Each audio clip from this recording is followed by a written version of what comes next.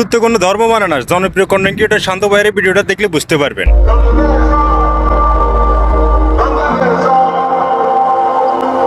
কিরে তুই অন মসজিদের সামনে দাঁড়ায় রইলি?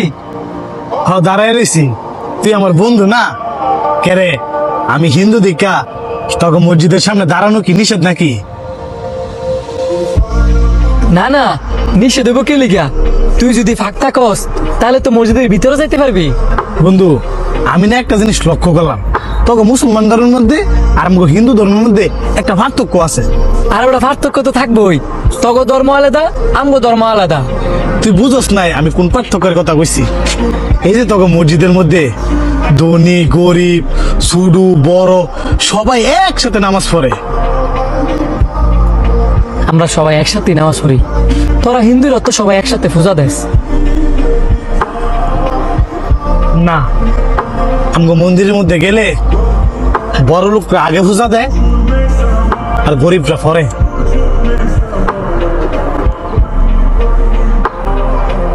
ওইসে লহে দিকে ঘুরতাম যাই, এক লগে চা খাম নাই। আসলে শান্ত ভাইয়ের ভিডিওটা দেখার পরে একটা জিনিস বুঝতে পারলাম, বন্ধুত্বের কোনো ধর্ম নাই। আপনি যে ধর্মের হন না কেন, বন্ধুত্ব এমন একটা জিনিস। ভালো হয়েছে আমার কাছে ভিডিওটা। আপনার কাছে যদি ভালো লাগে থাকে আপনার মাধ্যমে সবাইকে দেখার সুযোগ করে দেবে।